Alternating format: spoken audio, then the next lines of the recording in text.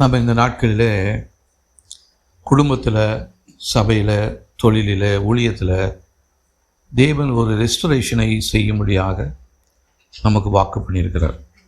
அதை குறித்து தான் நம்ம ஒவ்வொரு நாளும் ஒவ்வொரு வீட்லேயுமே கர்த்தர் கொடுக்கறதான ரெஸ்டரேஷனை நாம் பார்த்து கொண்டிருக்கோம். சரி, இந்த ரெஸ்டரேஷனை செய்யக்கூடியது யார் அப்படின்னா தேவன் தான். தேவன் யார் மூலமாக செய்கிறார் அப்படின்னா பரிசுத்த ஆவியானவர் மூலமாக, தேவனுடைய வார்த்தைகளின் மூலமாக, மனிதர்கள் மூலமாக நம்முடைய வாழ்க்கையில் ஒரு சீரமைப்பை செய்ய திட்டம் வைத்திருக்கிறார். இந்த சீரமைப்பை செய்யும்படியாக இந்த நாட்களில் நாம் தேவனை அண்டிக் கொள்வது மிகவும் நல்லது. தனித்து இருந்தோம்னா நம்மளால் நம்முடைய குடும்பத்தை சீரமைக்கவே முடியாது. தேவனை சார்ந்திருக்கணும். தேவனை சார்ந்திருக்கும் பொழுது அவர் நமக்கு எல்லா காரியங்களையும், சீரில்லாத காரியங்களை சீர் செய்ய அவர் போதுமானவராக இருக்கிறார். இப்போது இந்த பரிசுத்த ஆவியானவரை குறித்து நம் வேதத்தில் வாசிக்கும் பொழுது அவருக்கு ஒரு பெயரை நாம் சூட்டுகிறோம். என்னன்னு சொன்னால் காற்று, பரிசுத்த ஆவியினுடைய காற்று. அந்த மேலறை வீட்டில் முதலாவது பெந்தெகோஸ்தே நாளில் ஆவியானவர் வரும் பொழுது பெரிய காற்றை போல பலத்த முழக்கத்தோடு அவர் இறங்கி வந்து அங்கே இருக்கிற எல்லாருடைய வாழ்க்கையிலுமே ஒரு சீரமைப்பை செய்தார். இதில் நம்ம சீரமைப்பை பார்க்கும் பொழுது பேதுருவை குறித்து நம்ம பார்க்கலாம். பேதுரு அழைக்கப்பட்டவர், தேவனால் அழைக்கப்பட்டவர், ரொம்ப தைரியமுள்ளவர். ஆண்டவர் என்ன பண்ணார், அவருக்கு ஒரு அதிகாரத்தை கொடுத்தாரு. இந்த சபையின் மேலே என் கல்லை கட்டுவேன், பாதாளத்தின் வாசல் அதை மேற்கொள்வதில்லைன்னு சொல்லி சபையை கட்டக்கூடியதான அந்த ஒரு அதிகாரத்தை அந்த பேதுருவுக்கு கொடுத்தார். அதுக்கப்புறம் பார்த்தீங்கன்னா பேதுரு இயேசு கிறிஸ்துவுடைய வாழ்க்கையில் நிறைய காரியங்களை ஆண்டவரோடு இருந்து செஞ்சிருக்கிறாரு. சில காரியங்களை ரொம்ப வேகமாகவும் சொல்லுவார். இயேசு கிறிஸ்துவை என்னை யாருன்னு சொல்கிறாங்க இந்த ஜனங்க அப்படின்னு ஒன்னே, நீ ஜீவனுள்ள தேவனுடைய குமாரன் அப்படின்னு சொல்லி தைரியமாக சொன்னவர் இவர் தான். சொல்லிவிட்டு அடுத்த செகண்டே இயேசு கிறிஸ்து என்ன பண்ணுறாரு, பேதுருவை பார்த்து அப்பாலே போ சாத்தானே அப்படின்றார். அப்போது அழைக்கப்பட்டதான அந்த பேதுரு கடைசி நாட்களில் பார்த்தீங்கன்னா அவர் இரத்த சாட்சியாக மறித்தார்.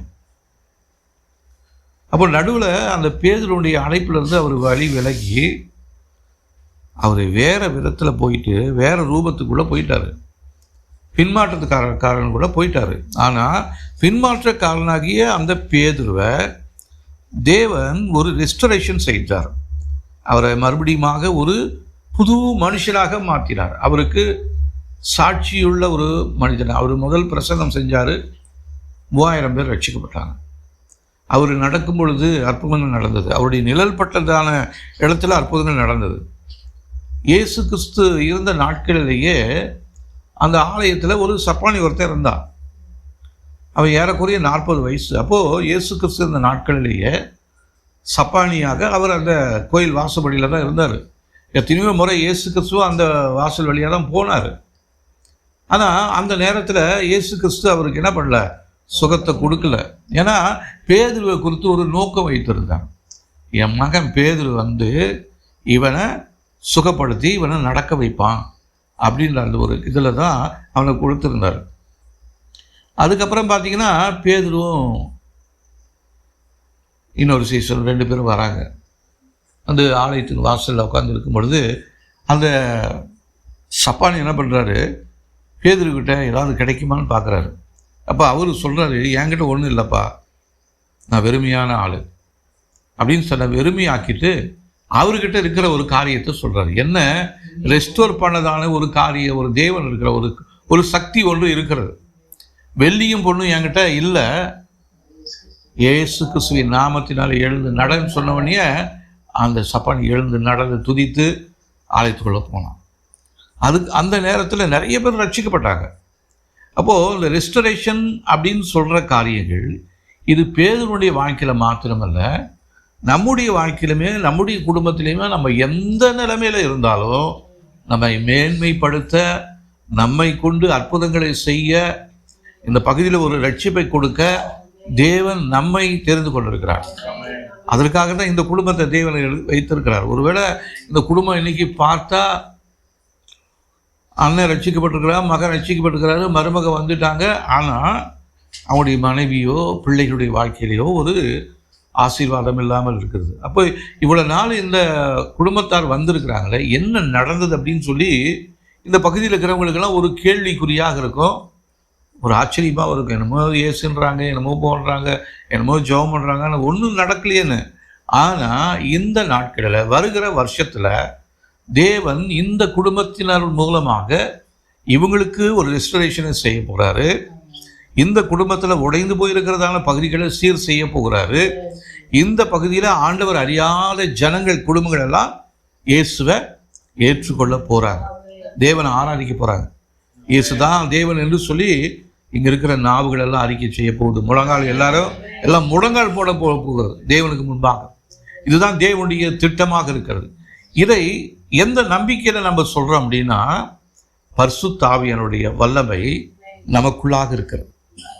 அவர் ரட்சிப்பை கொடுத்ததே அவர் தான். ரட்சிப்பை கொடுக்கும் பொழுது நமக்குள்ளே வந்துட்டார், நமக்குள்ளே தங்கி இருக்கிறாரு. ஆனால் அவர் வெளியே வரத்துக்கு, அவர் செயல்படுவதற்கு நாம் என்ன பண்ணுறோன்னா இடம் கொடுக்கல.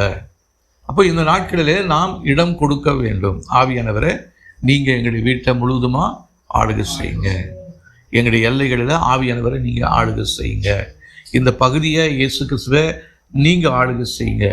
உங்களை உயிரோடு எழுப்பினதான அந்த வல்லமை எங்களுடைய குடும்பத்துக்குள்ளே வந்துச்சுன்னா, செத்து போனது போல காணப்படுகிறதான எங்களுடைய குடும்பத்தார் அவங்க எல்லாருமே உயிர் பெற்று ஜீவனுடன் தேவனை ஆராதிக்கிறவர்களாக அவருடைய மாற்ற உங்களுடைய வல்லமை போதுமானதாக இருக்கிறது.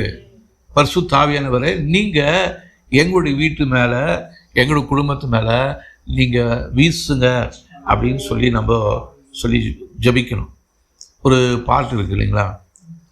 விண்ணக காற்றே வீசிடும், விண்ணக காற்றே விடுவித்திடும், விண்ணக காற்றே வீசிடும், விண்ணக காற்றே விடுவித்திடும், பரம தந்தை அனுப்பி தந்த பரிசுத்த காற்றே வீசிடும், பரம தந்தை அனுப்பி தந்த பரிசுத்த காற்றே வீசிடும், விண்ணக காற்றே வீசிடும், விண்ணக காற்றே விடுவித்திடும், விண்ணக காற்றே வீசிடும், விண்ணக காற்றே விடுவித்திடும், பரம தந்தை அனுப்பி தந்த பரிசுத்த காற்றே வீசிடும், பரம தந்தை அனுப்பி தந்த பரிசுத்த காற்றே வீசிடும். அப்போ பரிசுத்த ஆவியானவருக்கு இன்னொரு பெயர் காற்று, பரிசுத்த காற்று. இந்த உலகத்தில் அந்த வருகை நாட்களில் வெளிப்படுத்தின விசேஷத்தில் நம்ம வாசிக்கும் பொழுது உலகத்தின் 4 மூலைகளிலிருந்தும் 4 விதமான காற்றுகள் அழிவை ஏற்படுத்தும்படியாக, தேவனுடைய நாமத்தை மகிமைப்படுத்தும்படியாக, வீசும்படியாக ஆயத்தத்தோடு இருக்குது. இப்போ அது எல்லாமே ஒரு தூதருடைய கையில் இருக்குது. அந்த நாட்களில் அந்த தூதர்களுக்கு தேவன் கட்டளிடுவார். அவங்க தங்களுடைய கைகளில் இருக்கிற அந்த காற்றுகளை அவங்க விடுவிக்கும் பொழுது அது எல்லா இடங்களிலும் பெறும். ஏன்னா காற்று புகாத இடம்னு சொல்லி எதுவுமே இல்லை. என்ன தான் அடைத்திருந்தாலும் அந்த ரூமுக்குள்ளார காற்று வந்துடும். இந்த காற்றை நம்முடைய கண்களினால் பார்க்க முடியாது, ஆனால் அதுக்கு இருக்கிற வல்லம் இருக்குது பார்த்தீங்களா, அது பயங்கரமான வல்லமையாக இருக்க போகுது.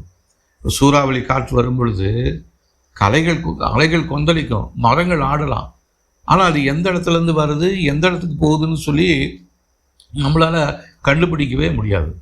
இப்போ நமக்கு ஒரு காற்று இருக்கிறது. இந்த காற்று எங்கேருந்து புறப்படுது அப்படின்னா தேவ சமூகத்திலிருந்து புறப்பட்டு வருகிறதாக இருக்கிறது.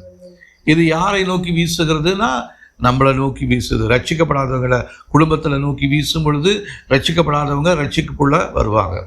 பலவீனப்பட்டவங்க மேலே வீசும் பொழுது பலவீனப்பட்டவருடைய பாகங்கள், சரீர பாகங்கள் பலப்படும். குறைவில் இருக்கிற இடங்களில் அந்த காற்று வீசும் பொழுது குறைவுகள் எல்லாம் நிறைவாக போகிறது. இருளான இடத்துல அந்த காற்று வீசும் பொழுது அந்த இடத்துல ஒரு வெளிச்சத்தை கர்த்தர் கொடுக்க போகிறார். இது கண்ணுக்கு தெரியாது, ஆனால் அதை தடுக்க முடியாது. யாராலையுமே காற்றை தடுக்கவே முடியாது. இது அதே நேரத்தில் ரொம்ப மென்மையானது, ஆனால் மிகவும் சக்தி வாய்ந்தது. மென்மையான தென்றல் காற்று இருக்கும் பாருங்க, அதுக்கு பின்னாடி ஒரு கொடூரமான காற்று ஒன்று வரும். அதனுடைய பலன் ரொம்ப அதிகமான பலனாக இருக்கும். அதுக்கு முன்னாடி யாராலையுமே நிற்கவே முடியாது. படகுல இயேசு கிறிஸ்துவும் சீஷர்களும் போகும்பொழுது அவங்களுடைய படகை மேற்கொண்டு போக முடியல. யோனா போனார், அந்த கப்பலை அப்படியே தடை பண்ணுது அந்த காற்று, கடல் வீசுகிறது. அப்போது அந்த காற்று மென்மையானது, ஆனால் சக்தி வாய்ந்தது.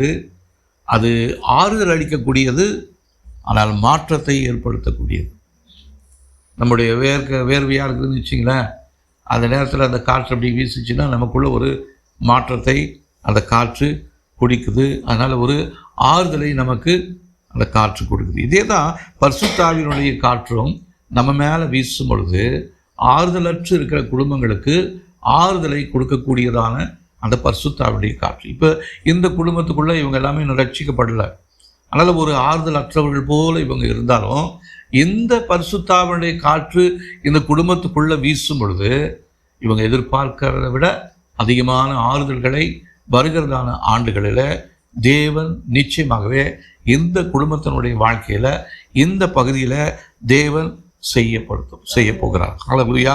அடுத்ததாக இந்த காற்று அப்படின்றது சுத்திகரிப்பை ஏற்படுத்தக்கூடியதாக இருக்கிறது. நம்மை சுத்தமாக்கக்கூடியதான காற்று. ஒரு இடத்துல வேகமாக காற்று வீசும் பொழுது அங்கே இருக்கிற குப்பை கூலங்கள் எல்லாமே அடிச்சுக்கிட்டே போகும். மழை தண்ணி வந்துச்சுன்னா அந்த சாக்கடையெல்லாம் சுத்தமாகும். தெருவில் இருக்கிற குப்பையெல்லாம் சுத்தமாக்கணும்னா நம்ம என்ன தான் முயற்சி செஞ்சாலும் கூட்டிக்கிட்டே இருந்தாலும் அடிக்கடி வரும். ஆனால் அதே ஒரு பெரும் காற்று வீசுகிறதுன்னு வச்சிங்களேன், அந்த தெருவே அப்படி சுத்தமாக போயிடும். இப்போ அப்படிப்பட்டதான காற்று இந்த குடும்பத்தினுடைய வாழ்க்கைக்குள்ளே வீசும் பொழுது குடும்பத்தில் இருக்கிற எல்லா அசுத்த கிரியைகளும், எல்லா விக்கிரகங்களும், எல்லா சாபத்தின் வல்லமைகளும் அது என்ன பண்ண போகுது? சுத்தமாக்க போகிறது. இதை தான் இந்த பரிசுத்த ஆவியுடைய காற்று இந்த நாட்களில் செய்ய போகிறது. இந்த பரிசுத்த ஆவியுடைய காற்று நம்முடைய வாழ்க்கையில் வீசும் பொழுது அது நம்மை அப்படியே நகர்த்தும். ஒருவேளை முன்னேற்றம் இல்லாதபடி, ரட்சிப்பு இல்லாதபடி அப்படியே ஸ்டாக்னண்ட்டாக இருக்கிற இந்த குடும்பத்தில் அந்த பரிசுத்த ஆவியுடைய காற்று வீசும் பொழுது அது ஒரு அசைவை ஏற்படுத்தும். அசைக்க முடியாமல் அப்படியே ஸ்ட்ராங்காக நிற்கிறாங்க பார்த்தீங்களா, அசையாத சீயோன் பர்வதம் போல் நிற்கிறாங்க பார்த்தீங்களா, அந்த பர்வதங்கள் எல்லாத்தையுமே அசைக்கக்கூடிய வல்லமை இந்த காற்றுக்கு உண்டு. அப்போது இந்த காற்று இந்த நாட்களில் நம்முடைய வாழ்க்கையில், நம்முடைய குடும்பத்தில், நம்முடைய எல்லைகளில் வீசும் பொழுது அது அப்படியே தடையாக இல்லை, அப்படியே ரொம்ப ஸ்டாக்னண்ட்டாக நிற்கிறதான காரியங்கள் எல்லாத்தையும் அசைக்கக்கூடியதான வல்லமை இந்த காற்றுக்கு உண்டு. இந்த காற்று சுத்திகரிக்கிறது மாத்திரம், இந்த காற்று மாத்திரம் சுத்திகரிப்பது கிடையாது. இந்த பரிசுத்த ஆவியினருக்கு இன்னொரு பெயர் இருக்குது, அது அக்கினி. அந்த அக்கினி என்ன பண்ணும்னா நம்மளை புடமிடும், நம்மளை எரித்து நம்முடைய சுயத்தலாத்தையும் சாம்பலாக்கி போட்டுரும். மந்திர சூனியல் வல்லமைகள் இருந்தால் அதை என்ன பண்ணும்? எரிச்சு போட்டுரும். விக்கிரக வல்லமைகள், அந்த விக்கிரகங்கள் எல்லாத்தையும் என்ன பண்ணணும்? எரிச்சு போட்டுரும். இன்றைக்கி இந்த சாலைகளில் ரோடுகள்லாம் பெருசு வச்சா பயத்தை உண்டு பண்ண முடியா, வெகு பெரிய உருவத்தோடு இருக்கிறதான அந்த சிலைகள் எல்லாமே தேவனுடைய இந்த ரெஸ்டரேஷன் பீரியடில் எல்லாம் அழிய போகிறது, உருக போகிறது. பர்வதங்கள் மெழுகு போல உருகி போகும் என்று சொல்லி தேவனுடைய ஆவியானுடைய வார்த்தையை சொல்லுது. அதனால் இந்த பகுதியில் இருக்கிற இந்த விக்கிரகங்களை பார்த்து நம்ம பயப்பட வேண்டிய அவசியமே இல்லை. அது ஒரு நாளைக்கு உருக போகிறது. நம்முடைய வாழ்க்கையிலும் தடையாக இருக்கிறதான போராட்டங்கள், தடைகள் எல்லாத்தையும் என்ன பண்ண போகிறாரு? பரிசுத்தாவினுடைய அக்கினி அது என்ன பண்ண போகுது? உருக்கி அதை ஒன்றுமில்லாமல் ஆக்கப் போகிறது. ஒரு வசனத்தை வாசிக்கலாம் பாருங்க. மல்கியா தீர்க்கதரிசன புஸ்தகம் 3ஆம் அதிகாரம் 2-3 வசனங்களை வாசிக்கும் பொழுது, மல்கியா 3ஆம் அதிகாரம் 2ஆம் வசனமும் 3ஆம் வசனத்தையும் நம்ம வாசிக்கலாம் பாருங்க. வாசிக்கலாமா? யாராவது ஒருத்தர்? மல்கியா 3ஆம் அதிகாரம் 2-3 வசனங்கள். ஆனாலும் அவர் வரும் நாளை சகிப்பவன் யார்? அவர் வெளிப்படுகையில் நிலைநிற்பவன் யார்? அவர் புடப்படுகிறவருடைய அக்கினியை போலவும் வண்ணாருடைய சோகாரத்தை போலவும் இருப்பார். அவர் உட்கார்ந்து வெளியே புடமிட்டு சுத்திகரித்துக் கொண்டிருப்பார். அவர் லேவியின் புத்திரரை சுத்திகரித்து அவர்கள் கர்த்தருடையவர்களாய் இருக்கும்படிக்கும் நீதியாய் காணிக்கையை செலுத்தும்படிக்கும் அவர்களை பொன்னை போலவும் வெள்ளியை போலவும் புடமிடுவார். ஸ்தோத்திரம். அவர் வரும்பொழுது ஒருத்தரும் அவருக்கு எதிராக நிற்க முடியாதாம். நாளை சகிப்பவன் யார்? அவர் வரும் நாளை சகிப்பவன் யார்? அவர் வருகிறதான வேலையை யாராலையும் சகிக்க முடியாது. அவ்வளோ வேகமா, அவ்வளவு அனல் உள்ளவரா, அவ்வளவு அதிகாரம் உள்ளவரா அவர் என்ன பண்ண போறாரு? வரப்போறாரு. அவர் வரும்பொழுது அவர் எரியும் நெருப்பை போன்றவர், அக்னியை போன்றவர். அவர் ஜனங்களை, பொருட்களை சுத்தப்படுத்த பயன்படுத்துகிற சவுக்காரத்தை போன்றவர். சவுக்காரம்னு என்ன தெரியுங்களா? சோப்பு. சவுக்காரம் அப்படின்னு, சோப்புக்கு இன்னொரு பேர். தூய்மையான தமிழில் சோப்புக்கு பேர் சவுக்காரம். அப்போது நம்முடைய அழுக்கடைந்ததான நம்முடைய ட்ரெஸ்ஸை சுத்தமாக்கக்கூடியவர், கரைபடிந்திருக்கிறதான அந்த ட்ரெஸ்ஸை சுத்தமாக்கக்கூடியதான அந்த அக்கினி தேவனுடைய பேரில் நம்முடைய மத்தியில் வீச போகிறது, ரெஸ்டரேஷனை செய்ய போகிறது. அது மாத்திரமல்ல, லேவியர்களை என்ன பண்ணுமா? சுத்தமாக்குமா. நெருப்பினால வெள்ளியை சுத்தமாக்குவது போல அவர்களை சுத்தமான பொன்னையும் வெள்ளியும் போன்று புடமிட போகிறார். நம்ம இப்போ களிம்பு உள்ள ஒரு வெள்ளி போல இருக்கலாம், அசுத்தம் நிறைந்த ஒரு தங்கத்தை போல இருக்கலாம். ஆனால் இந்த குடும்பத்தை கர்த்தர் அவருடைய பார்வையில் வெளியேற பெற்ற வெள்ளியா பொன்னா கர்த்தர் மாற்ற போகிறார். மதிப்பு இழந்து காணப்படுகிறதான இந்த குடும்பம், இந்த குடும்பத்தினுடைய பிள்ளைகள் ஒவ்வொருடைய வாழ்க்கையும் பார்த்தா மதிப்பில்லாத இருக்கிற போல காணப்படுது. அந்த பிள்ளைகளுடைய எதிர்கால வாழ்க்கை, அந்த பிள்ளைகளுடைய கணவனோ பிள்ளைகளோ இன்னும் ரட்சிக்கப்படாமல் எதுலேயுமே சம்மந்தமில்லாதபடி இருக்கிறாங்க. ஆனால் கர்த்தர் என்ன பண்ண போறாரு? இந்த நாட்களில் ஆவியானவர் இந்த குடும்பத்தின் மேல் வீசும் பொழுது, அவர் காற்றாக வீசும் பொழுது, அக்கினியாக வரும் பொழுது, இந்த குடும்பத்தை வெள்ளியை போல பொன்னை போல அவர் என்ன பண்ண போறாரு? புடமிட போகிறார். கர்த்தருக்கு இவர்கள் எல்லாத்தையும் அன்பளிப்பாய் கொடுக்க போகிறார் பரிசுத்த ஆவியானவர். தேவனுக்கு இவங்க எல்லாத்தையும் ஒரு கிஃப்டா கொடுக்க போறாரு ஆவியானவர். அதுதான் அவருடைய செயலாக இருக்கு. அதுதான் ரெஸ்டரேஷன். நம்மளை ஒன்றுத்துக்கு உதவாம எதுக்கும் பிரயோஜனம் இல்லாத நம்மளை அவர் என்ன பண்ணுவார்னா பொன்னை போல புடமிட்டு பயன்படுத்தி வெள்ளியை போல நம்மளை சுத்தமாக்கி நம்மளை இயேசு கிறிஸ்து வரும் பொழுது அவருடைய கையில் நம்மை ஒப்பு கொடுக்க போகிறார். இதுதான் இயேசு கிறிஸ்துடைய வருகையில் நடக்க போகிறது. அப்போது இந்த குடும்பத்தை குறித்து ஒரு வேளை அப்படித்தான் நிறைய பேர் யோசிக்கலாம், அசட்டியாக இருக்கலாம். ஆனால் கர்த்தர் வருகிறதான நாட்களில் இவங்களை என்ன பண்ண போகிறாரு? கர்த்தர் ஒரு கிஃப்டாக, தேவனுக்கு பிரியமான ஒரு பரிசாக இந்த குடும்பத்தை கர்த்தர் மாற்றப் போகிறார். அதுதான் இந்த குடும்பத்தினுடைய வாழ்க்கையில் தேவன் செய்ய திட்ட வைத்திருக்கிறதான அந்த ரெஸ்டரேஷனாக இருக்கிறது. அப்போது சுத்தமாக்குறது அப்படின்னும் பொழுது இவங்களை அழிக்கிறதுக்காக அல்ல, அசுத்தத்திலிருந்து சுத்திகரிக்கும்படியாய் பரிசுத்தப்படுத்தும்படியாக இந்த சுத்திகரிப்பு நடக்கிறது. இந்த நாட்களில் சுத்திகரிப்பை கர்த்தர் செய்ய போகிறார் இந்த குடும்பத்தில். அது எதற்காகனா நம்மளை கிறிஸ்துவின் சாயலுக்கு ஏற்றவர்களாய் இந்த குடும்பத்தை கர்த்தர் உருவாக்க போகிறார். கிறிஸ்துவர்களுக்கு பிரியமான பிள்ளைகளாக, குடும்பங்களாக இந்த குடும்பத்தை கர்த்தர் மாற்றி தேவனுடைய சாயலாய் இந்த குடும்பத்தை மாற்ற போகிறார். இதுதான் இந்த நாட்களில் இந்த குடும்பத்தில் செய்ய இருக்கிறதான ரெஸ்டரேஷன். அதனால் இந்த பரிசுத்தாவுடைய காற்று அழிவுக்காக அல்ல, இவங்களை பரிசுத்தப்படுத்தி இவங்களுக்குள்ளே இருக்கிறதான எல்லா பாவத்துக்குரிய உலகத்திற்குரிய அசுத்தங்களை இவங்களை விட்டு எடுத்து போடும்படியாக, உலகத்தில் இருக்கிறதான அந்த அசுத்த காரியங்களை இவளை விட்டு எடுத்து போடும்படியாக, இவளுக்குள் இருக்கிற எல்லா விதமான பாவ காரியங்களையும் எடுத்து போட இவருடைய வாழ்க்கையில் ஒரு மறுசீரமைப்பை ஏற்படுத்த தேவன் தெரிந்து கொண்டிருக்கிறார். அதற்காக தான் அந்த குடும்பத்தை தேவன் தெரிந்து கொண்டிருக்கிறார். ஆகவே இந்த காற்று அழிவுக்காக அல்ல, இவளை பரிசுத்தப்படுத்தி இவளுக்குள்ளாக இருக்கிற உலகத்திற்குரிய எல்லா அசுத்தங்களையும் கிரியைகளையும் விக்கிரக ஆராதனைகளையும் இவளை விட்டு வெளியே எடுத்து போட போகிறார். ஒருவேளை அக்காவை பார்த்தா அவங்களுடைய திடீர்னு அவங்களுடைய ஒரு மாதிரி நல்லா இருக்கிறாங்க, திடீர்னு ஒரு மாதிரி போகிறாங்க. ஆனால் இது எல்லாத்தையும் சீக்கிரமாக மாற்ற போகிறார். ஆவியானவர் ரெஸ்டரேஷன் பண்ண போகிறார் இந்த குடும்பத்துக்குள்ளே. அதை தான் ஆண்டவர் வாக்கு பண்ணியிருக்கிறார்.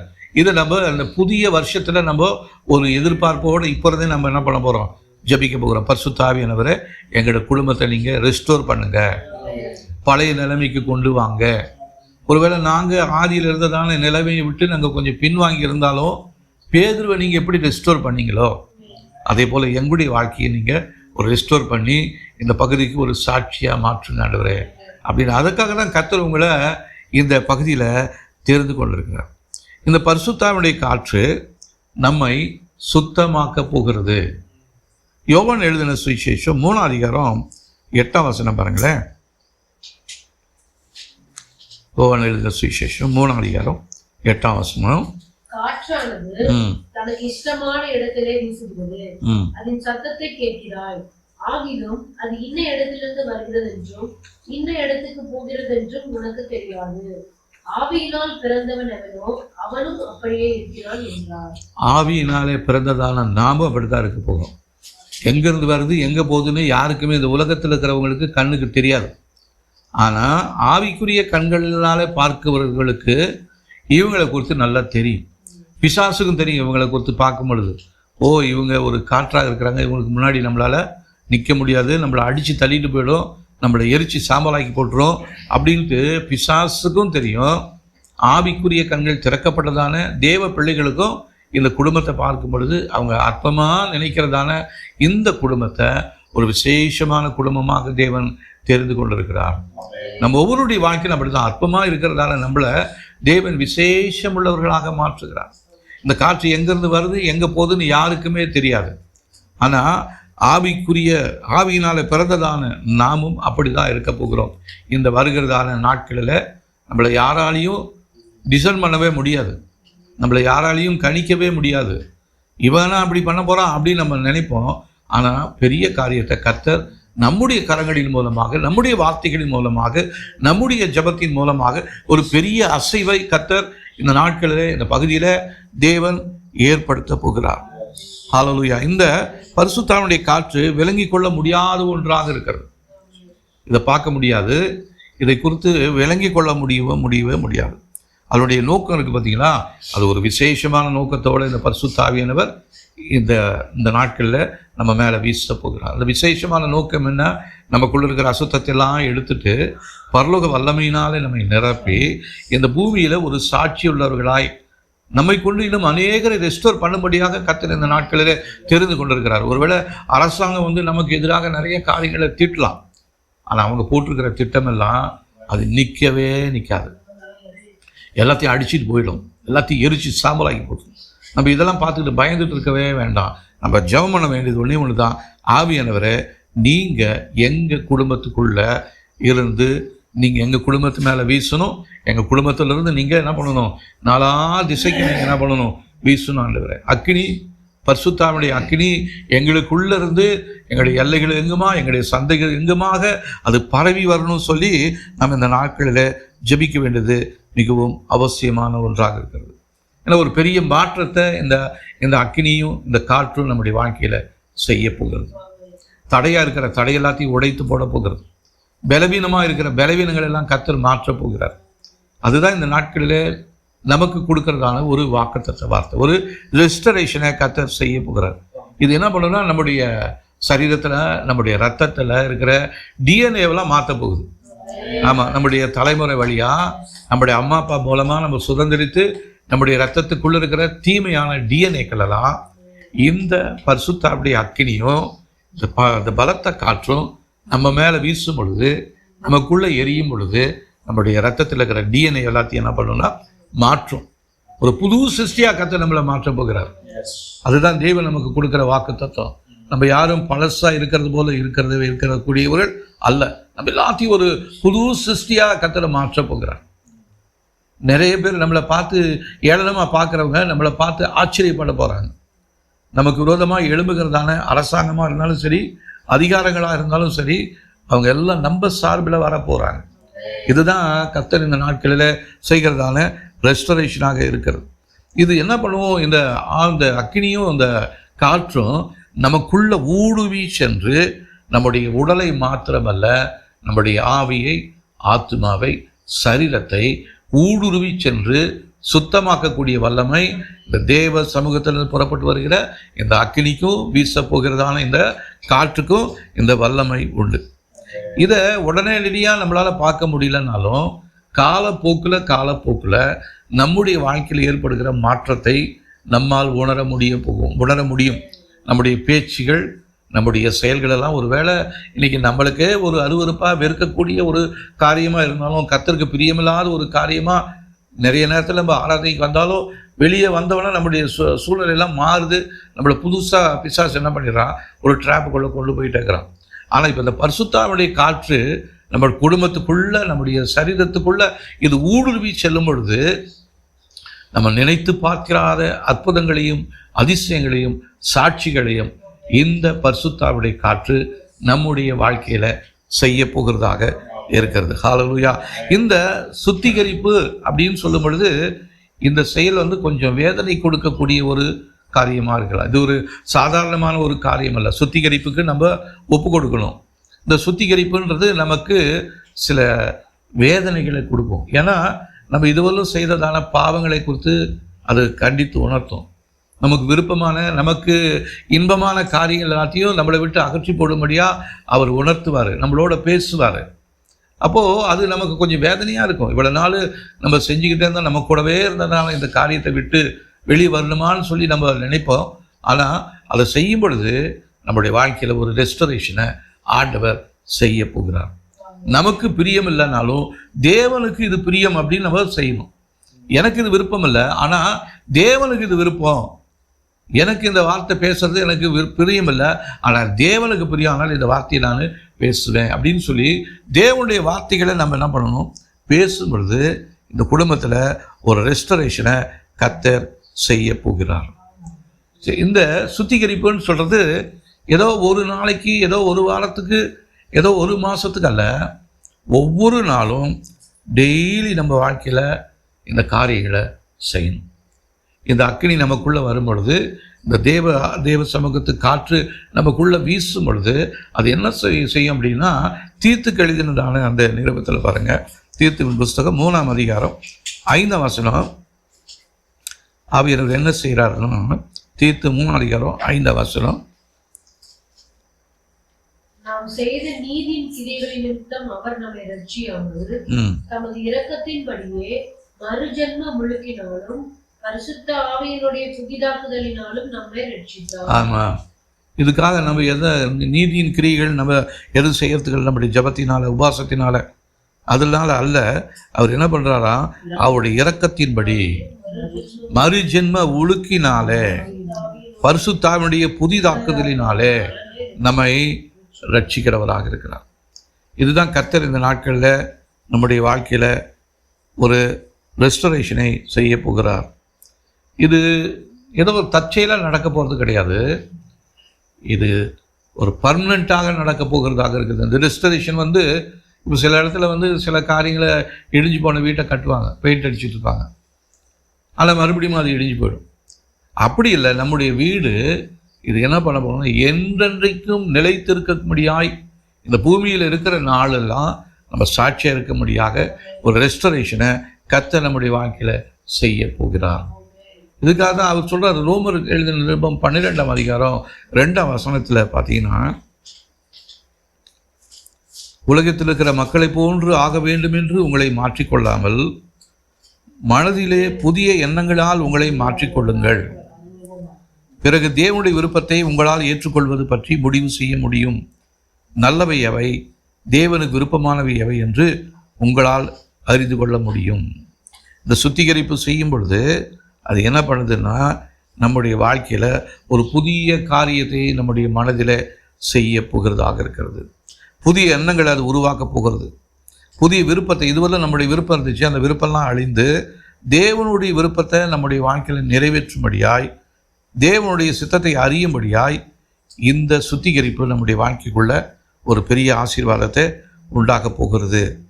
இந்த செயல் மூலமாக பரிசுத்த ஆவியானவர் நம்மை வழிநடத்தி நம்மை திருத்தி பரிசுத்த வாழ்க்கை வாழ நமக்கு ஒரு அதிகாரத்தை கொடுக்கிறார். அதுதான் ரெஸ்டரேஷனில் கர்த்தர் நமக்கு கொடுக்குற ஒரு அதிகாரம். பரிசுத்த வாழ்க்கை வாழும்படியாய், தேவனுக்கு பிரியமான காரியங்களை செய்யும்படியாய் நமக்கு ஒரு அதிகாரத்தை கொடுக்கிறார். இது இந்த அதிகாரத்தை அளிக்கும் பொழுது அது புதுப்பிக்கிறதாக இருக்கிறது.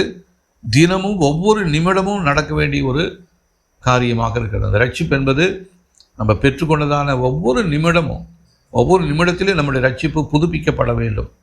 முடிவு பரியந்த நிலைத்திருப்பவனை ரட்சிக்கப்படணும். நம்ம ரட்சிப்புனா அந்த ரட்சிக்கப்பட்ட நாள்லேயே இருந்துட்டோம், அந்த ரட்சிப்பிலேயே ஓடிட்டே இருக்கிறோம். ஒவ்வொரு நாளும் நம்முடைய ரட்சிப்பு புதிதாக்கப்பட வேண்டும். அதற்கு பரிசுத்தானுடைய அக்கினியும் பரிசுத்தானுடைய காற்றும் நம்ம மேலே வீசும் பொழுது நமக்குள்ள ஒரு புதிய காரியத்தை தேவ சமூகத்தை அக்கினி நம்முடைய வாழ்க்கையில் உருவாக்க போகிறது. பழசு எல்லாத்தையும் அழிச்சு போட்டுட்டு, தேவனுக்கு விருப்பமில்லாத காரியத்தெல்லாம் எரிச்சு போட்டுட்டு நம்முடைய வாழ்க்கையில் புதிய காரியத்தை கர்த்தர் செய்ய போகிறார். ஹல்லேலூயா. இதுக்கு நாம் ஒரு முன்மாதிரியை பார்க்கணும். இதுக்கு நமக்கு முன்மாதிரி யாருன்னா இயேசு கிறிஸ்து தான். லூக்கா எழுதின சுவிசேஷம் 4ஆம் அதிகாரம் முதல் 1-2 வசனங்களை வாசிக்கும் பொழுது, பரிசுத்த ஆவியினாலே நிறைந்த இயேசு இந்த பாவமற்ற வாழ்க்கையை வாழ்ந்தார். அவரே நமக்கு முன்மாதிரியாக இருக்கிறார். லூக்கா எழுதின சுவிசேஷம் 4ஆம் அதிகாரம் 1-2 பாருங்க. யோர்தான் நதியிலிருந்து இயேசு திரும்பினார். அவர் பரிசுத்த ஆவியால் நிரப்பப்பட்டிருந்தார். ஆவியானவர் இயேசுவை வனாந்தரத்துக்கு செல்ல ஏவினார். அங்கு பிசாசு இயேசுவை 40 நாட்கள் சோதனைக்கு உட்படுத்தினால் அந்நாட்களில் இயேசு எதையும் உண்ணவில்லை. சோதனை காலமான அந்த நாட்கள் கழிந்த பின்பு இயேசுவுக்கு மிகுந்த பசி உண்டாயிற்று. இப்போது இயேசு தேவனுடைய குமாரன் இந்த பரிசுத்தாவினுடைய வல்லமையினால் நிறைந்தவராய் நடந்தார்னா நமக்கு அந்த பரிசுத்தாவினுடைய நிறைவு மிகவும் அவசியம். அவர் அந்த அக்கினியினாலே நிரம்பி இருந்தார். அதே அக்கினியை கர்த்தர் நமக்கு இந்த நாட்களில் ரெஸ்டோர் பண்ணி நமக்கு அந்த அக்கினியை நம்முடைய இருதயத்துக்குள்ளே நம்முடைய உள்ளத்துக்குள்ளே அவர் நிரப்ப போகிறார். சரி, இப்போது இந்த சுத்திகரிப்பு நம்முடைய வாழ்க்கையில் ஒவ்வொரு நாளும் வரணும், ஒவ்வொரு நிமிஷமும் வரணும்னா நாம் என்ன செய்யணும் அப்படின்னா, தேவன் சில காரியங்களை நமக்கு சொல்கிறாரு. முதலாவது, ஆவியின் நடத்திப்புக்கு நம்ம ஒவ்வொரு நாளும் அர்ப்பணிக்க வேண்டும். ஆவியானவரை நீங்கள் என்ன நடத்துங்க ஒவ்வொரு நாளும். இந்த நாளில் ஒவ்வொரு நிமிடம் ஃபாதர் கூட பாடுவார் இல்லைங்களா, இந்த நாளின் ஒவ்வொரு நிமிடமும் உந்தன் நினைவால் நிரம்ப வேண்டும். இந்த நாளின் ஒவ்வொரு நிமிடமும் உந்தன் நினைவால் நிரம்ப வேண்டும்.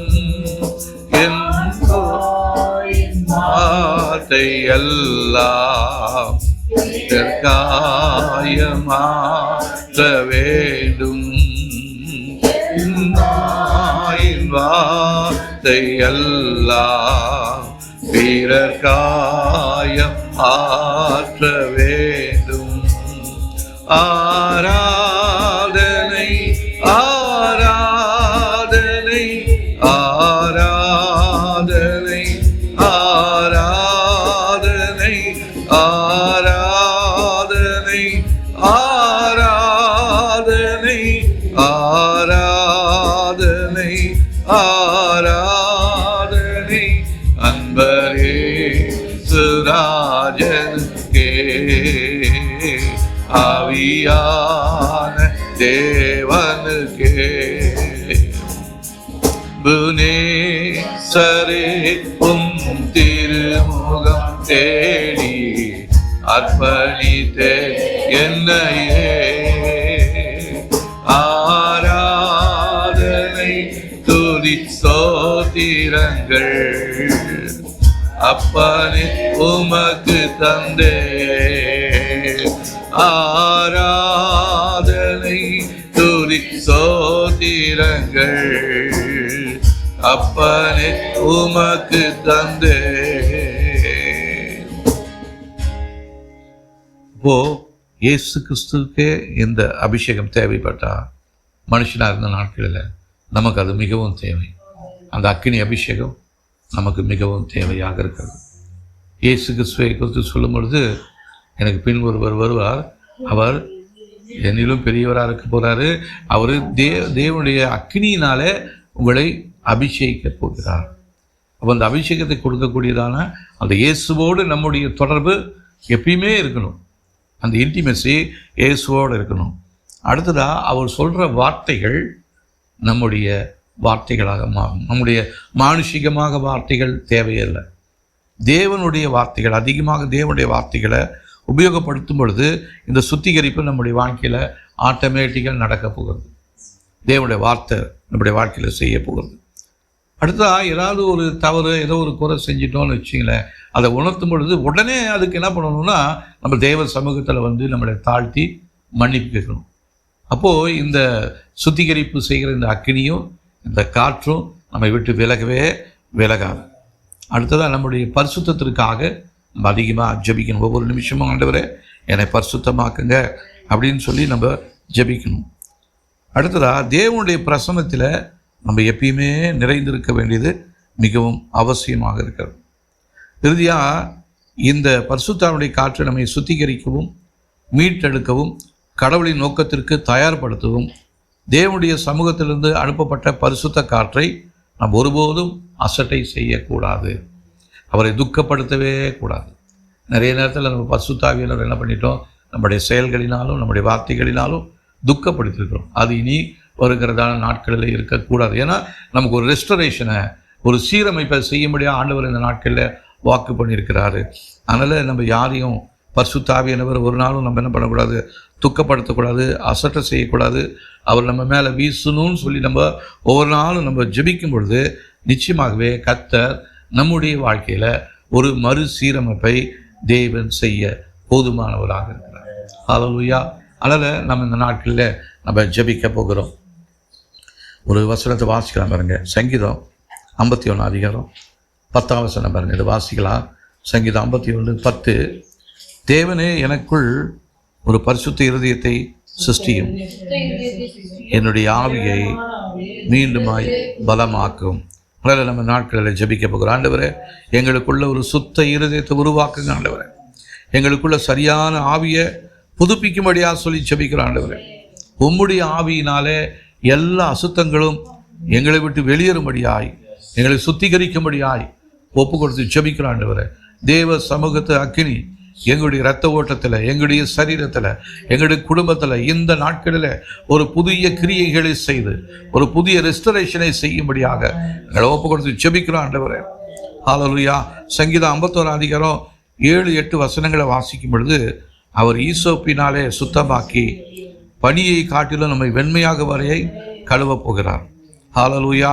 அதனால் நம்ம ஆண்டவர்கிட்ட சொல்ல போகிறோம், ஆண்டவரே நீங்கள் எங்களுக்கு ஒரு புதிய மகிழ்ச்சியை, ஒரு புதிய ஆசீர்வாதத்தை இந்த நாட்களில் கொடுக்க முடியாய், எங்களை தூய்மையாக்கும்படியாய், எங்களை ஒரு இரத்தத்தினால் கழுவும்படியாய் நாங்கள் இந்த நாட்களில் நாங்கள் தாழ்த்தி ஒப்பு கொடுக்கிறோம். ஆண்டவரே ஹல்லேலூயா. கர்த்தாவே நீர் எங்களை சோதித்து வெள்ளியை புடமிடுகிறது போல எங்களை புடமிடும்படியாக சொல்லி ஜெபிக்கிறோம். ஆண்டவரே எங்களை வலையில் அகப்படுத்தும்படி எங்கள் இடுப்புகளின் மேல் வருத்தமான பாரத்தை ஏற்றினீர். மனுஷனை எங்கள் தலையின் மேல் ஏறி போக பண்ணினீர். தீயையும் தண்ணியையும் கடந்து வந்தாலும் செழிப்பான இடத்துல எங்களை கொண்டு வந்து விட்டீர். ஆண்டவரே ஹல்லேலூயா. இதுதான் நம்ம இந்த நாட்களில் சொல்ல போகிறோம். ஆண்டவர் இதுவரையும் மனுஷங்களுக்கு விரோதமாக 1000 காரியங்களை செஞ்சாங்க. எங்களுக்கு மேலேயே ஏறி போனாங்க, அவதூறான காரியத்தை பேசினாங்க, எங்களை பரியாசம் பண்ணாங்க, ஏளனம் பண்ணாங்க. ஆனாலும் ஆண்டவரை நீங்கள் முடிவில் செழிப்பான இடத்துல எங்களை கொண்டு வந்து சேர்க்க போகிறீங்க. அதுதான் இந்த வருஷத்தில் நீங்கள் செய்ய போகிற அந்த ரெஸ்டரேஷனாக இருக்க போகிறது. எங்களை ஆண்டவரே மெய்யான உண்மையான அஸ்திபாரமாக்கி உண்மையில் கட்டப்பட்ட ஒரு வீடாக நீர் எங்களுடைய குடும்பத்தை, எங்களுடைய சபையை நீங்கள் இந்த நாட்களில் மாற்றும்படியாய் ஒப்பு கொடுத்து ஜெபிக்கிறோம். ஆண்டவரே ஹல்லேலூயா. கர்த்தாவே நீர் எங்களுடைய வாழ்க்கையில் சுத்திகரிப்பை ஏற்படுத்தி எங்களுடைய வாழ்க்கையில் ஒரு பரிசுத்த வாழ்க்கையை கொடுக்கும்படியாய், எங்களுடைய வாழ்க்கையில் காணப்படுகிற எல்லா அசுத்தங்களையும் எங்களை விட்டு எடுத்து போடும்படியாய் ஒப்பு கொடுத்து ஜெபிக்கிறோம். ஆண்டவரே எங்களை பரிசுத்தப்படுத்தும்படியாய் சொல்லி ஜெபிக்கிறோம். ஒரு புதிய சீரமைப்பை நீர் எங்களுக்கு தரும்படியாக நாங்கள் சொல்லி ஜெபிக்கிறோம். ஆண்டவரே ஹல்லேலூயா. ஸ்தோத்திரம். ஹல்லேலூயா. ஏசாயா 48:10 வசனம். இதோ உன்னை புடமிட்டேன், ஆனாலும் வெள்ளியை போலல்ல, உபத்திரவத்தின் குகையிலே உன்னை தெரிந்து கொண்டேன் என்று சொன்ன வார்த்தையின்படி பிதாவே நாங்கள் துன்பத்தின் உலையில சோதிக்கப்பட்டாலும் நாங்கள் உம்முடைய பார்வையில் சுத்திகரிக்கப்பட்டவர்களாக பிரியமானவர்களாக எங்களை வெளியே கொண்டு வர நீங்க போதுமானவராக இருக்கிறீங்க. இப்ப நாங்க எந்த உலையில இருந்தாலும், எந்த சிங்க கபிகளுக்குள்ள இருந்தாலும், எந்த அக்கினி சோலைகளுக்குள்ள இருந்தாலும் எங்களை வெளியே கொண்டு வருவதற்கு நீங்க போதுமானவராக இருக்கிறீங்க. எங்களுடைய வாழ்க்கையில் ஒரு ரெஸ்டரேஷனை செய்ய போறீங்க ஆண்டவரே, ரெஸ்டரேஷனை செய்ய போறீங்க. சாத்ராக், மேஷக், ஆபேத்நேகோ ஆண்டவரே, அவங்க அக்கினி சோலையில போட்டிருந்தாங்க. அவங்களுடைய முடிவு மோசமான முடிவாக இருந்தாலும் அவங்களுடைய வாழ்க்கையில் நீங்க ஒரு ரெஸ்டரேஷனை பண்ணி அவங்களை ஜீவனுள்ளலாம் வெளியே கொண்டு வந்து சாட்சியுள்ள பிள்ளைகளா மாற்றினது போல கர்த்தர் எங்களையும் எங்களுடைய குடும்பத்தையும், இந்த குடும்பத்தை நீங்க ஆண்டவரே அக்கினி சோலையிலிருந்து வெளியே கொண்டு வந்து விளைய கர்த்தாவை ஒரு சாட்சி உள்ள ஒரு குடும்பமாய், ஒரு ரெஸ்டரேட் பண்ண ஒரு குடும்பமாய் இந்த குடும்பத்தை மாற்றும்படியாய் ஒப்பு கொடுத்து ஜெபிக்கிறோம் ஆண்டவரே. ஹல்லேலூயா, ஸ்தோத்திரம் ஆண்டவரே. தேவனே, இவருடைய இருதயத்தின் நோக்கங்களை தூய்மைப்படுத்துவீராக. நாங்கள் சுத்திகரிக்கிறதான சிலுவையை கடந்து உண்மையுள்ளவர்களாய் காணப்பட கர்த்தர் உதவி செய்யும்படியாக சொல்லி ஜெபிக்கிறோம் ஆண்டவரே. யோபு 23:10 ஆனாலும் நான் போகும் வழியே அவர் அறிவார், அவர் என்னை சோதித்த பின் நான் பொன்னாக விளங்குவேன் என்று சொன்ன வார்த்தையின்படி ஆண்டவரே, எங்களை ஒவ்வொரு சோதனையிலும் உங்களுடைய சுத்திகரிப்பின் வேலை எங்களுக்குள்ளாக செய்து எங்களை மகிமையை பிரதிபலிக்கும்படியாய் நாங்கள் தங்கத்தை போல வெளியே வர கர்த்தர் எங்களுக்கு உதவி செய்யுங்க. இப்போ காணப்படுகிறதான இந்த சோதனை நேரத்தில் ஆண்டவரே, நீங்கள் எங்களை புடமிட்டாலும் ஆண்டவரே, இதிலிருந்து நாங்கள் வெளியே வர போகிற ஆண்டவரே, எங்களுக்கு ஒரு நம்பிக்கை உண்டு ஆண்டவரே. ஆண்டவரே, எங்களுடைய நம்பிக்கை இல்லாத இந்த சூழ்நிலையில நீங்க எங்களுக்கு ஒரு புதிய நம்பிக்கை கொடுப்பதற்காக நன்றி. இந்த குடும்பத்தாருக்கு நீங்க ஒரு ரெஸ்டரேஷனை வாக்கு பண்ணுவதற்காக நன்றி ஆண்டவரே, நன்றி ஆண்டவரே, நன்றி ஆண்டவரே, நன்றி ஆண்டவரே, நன்றி ஆண்டவரே. ஹல்லேலூயா. அழிந்து போகிறதான பொண்ணு அக்கினினாலே சோதிக்கப்படும் ஆண்டவரே. அதை பார்க்கலும் வெளியேறப்பட்டதான எங்களுடைய விசுவாசம் சோதிக்கப்பட்டு இயேசு கிறிஸ்து வெளிப்படும் பொழுது ஆண்டவரே, உமக்கு புகழ்ச்சியாய் கனமுமாய் கனத்தையும் மகிமையும் உண்டாக்கக்கூடியவர்களாய் நீர் எங்களை இந்த குடும்பத்தாரை நீங்க மாற்றும்படியாய் எங்களுடைய குடும்பத்தில் செய்து கொண்டிருக்கிற எல்லா ரெஸ்டரேஷனுக்காக நன்றி. நீங்க துவங்கினதான இந்த ரெஸ்டரேஷனை எங்களுடைய வாழ்க்கையில் நீங்க மீண்டுமாய் நிலைநிறுத்துவதற்காக நீங்க போதுமானவராய் இருப்பதற்காக நன்றி ஆண்டவரே. இந்த குடும்பத்தாரை உங்களுடைய கரத்தில் நாங்கள் தாழ்த்தி ஒப்புக் கொடுக்கிற ஆண்டவரே. ஆவியானவர் நீர் இவர்களை வழி நடத்துவீராக. இவருடைய எல்லா தீமைகளிலும் பலவீனங்களிலும் விலக்கி பாதுகாத்துக் கொள்ளுங்க ஆண்டவரே.